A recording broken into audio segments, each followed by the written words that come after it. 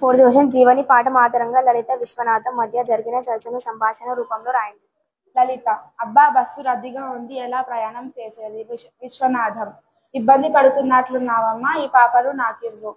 సరేనండి, నేను బస్సు దిగేటప్పుడు తీసుకుంటాను. విశ్వనాథం: మీ పాప పేరు ఏమిటి?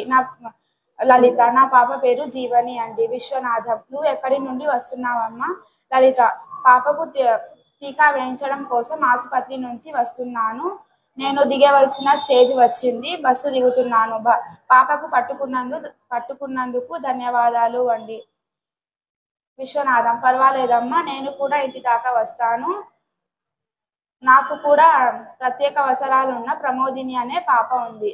లలిత: మీరు మీ పాపను పెంచేటప్పుడు అనుసరించిన పద్ధతులపై సలహాలను, సూచనలను ఇవ్వండి. అవి నాకు ఎంతైనా ఉపయోగపడతాయి.